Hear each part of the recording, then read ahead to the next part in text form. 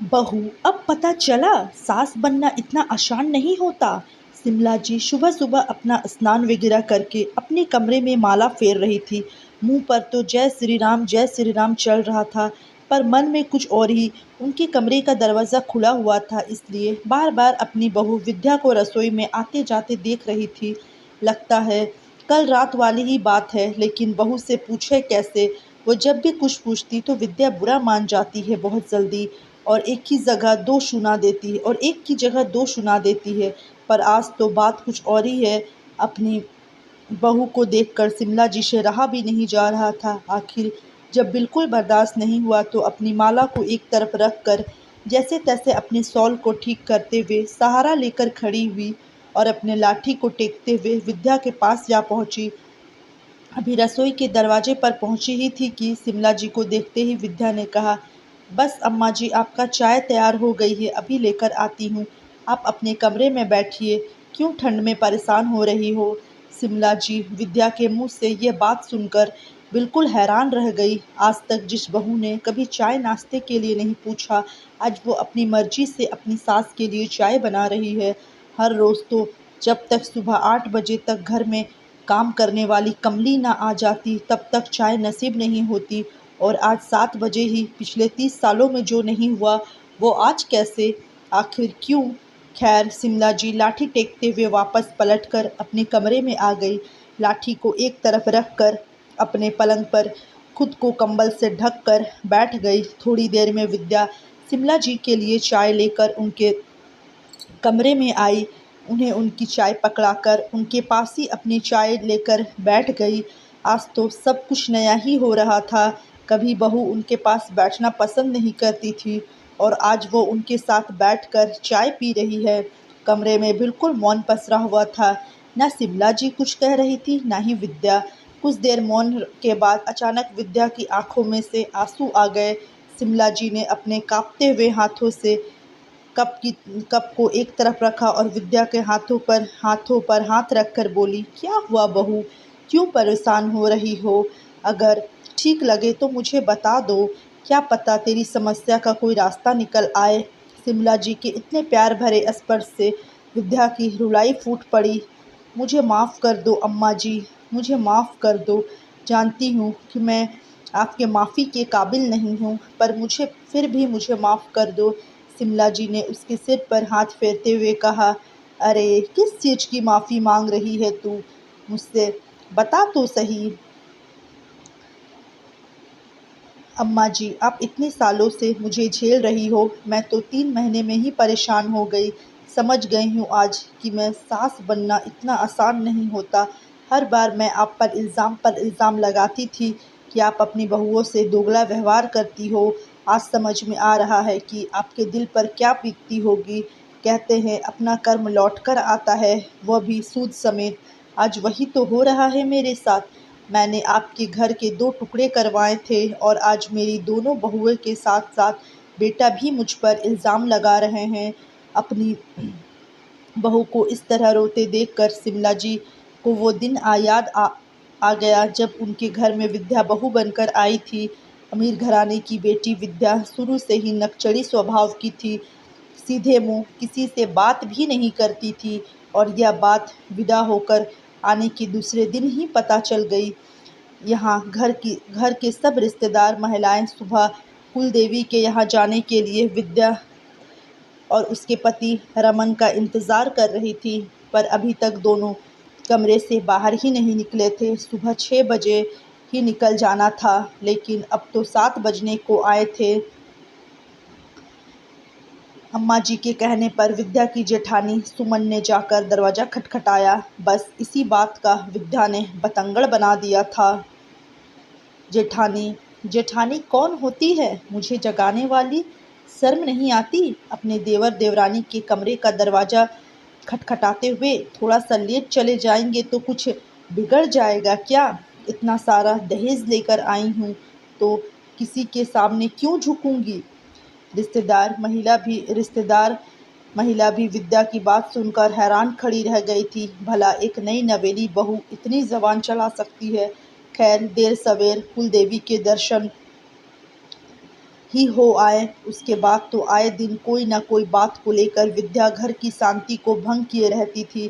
खासकर अपनी जेठानी सुमन से तो उसकी बिल्कुल भी नहीं बनती थी। उसे हर पल यही लगता था कि शिमला जी बड़ी बहू का साथ देती है। आए दिन शिमला जी पर कोई न कोई इल्ज़ाम लगाती ही रहती थी। अरे आप तो सास है, घर में दो बहुएं हैं, तो दोनों को एक जैसा ही मान देना चाहिए, पर नहीं, आप भी दोगला व्यवहार करती हो। इतना सारा दहेज लेकर मैं आई हूँ, पर सारा प्यार बड़ी बहू को दिखाती हो।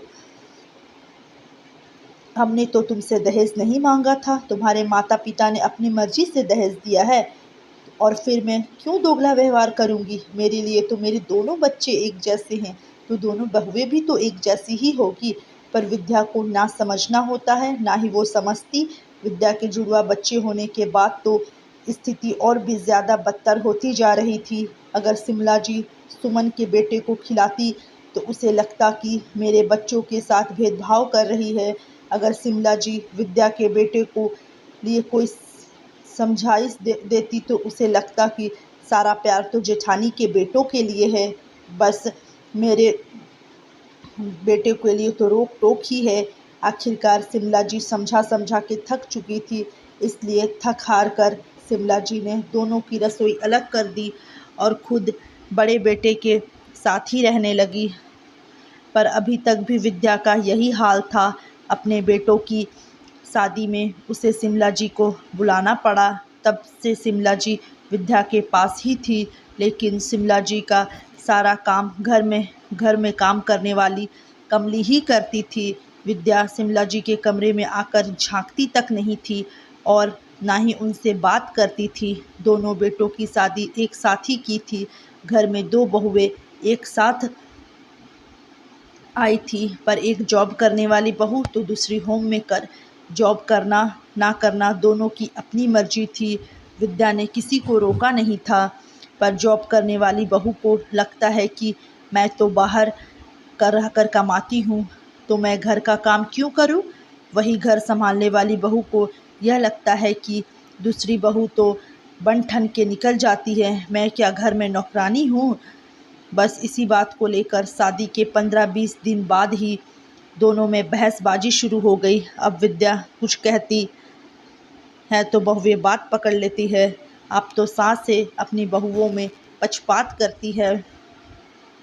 आपके लिए दोनों बहुएं एक जैसी होनी चाहिए। अभी तक दोनों बहुओं में ही बहस होती थी, लेकिन कल रात तो बेटे भी इसमें शामिल हो गए। विद्या ने बीच बचाव करने की कोशिश की तो दोनों तरफ से विद्या पर इल्ज़ाम लगने लगे। जो कल घर में हो रहा था उसे देखकर विद्या को अपना किया हुआ याद आने लगा था।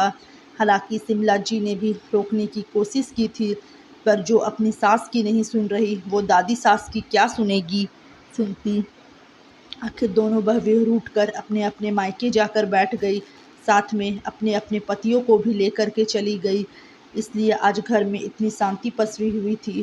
खैर, शांति को तोड़ते हुए शिमला जी ने विद्या के सिर पर हाथ फेरते हुए कहा, बहू रोना बंद कर। अब तुझे पता चल चुका है ना कि सास बनना आसान नहीं होता है।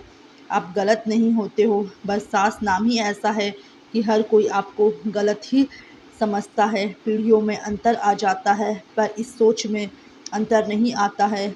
आप समझाइएगा भी तो लोग उसका गलत मतलब ही निकाल लिया जाएगा। इसलिए आंसू बहाना बंद कर शिमला जी के बातों से विद्या को काफ़ी संबल मिला। अपने आंसू पोंछते हुए बोली, पर अब क्या करूं, मुझे कुछ समझ नहीं आ रहा। शिमला जी ने मुस्कुरा कर कहा, वही जो मैंने किया वही तू कर।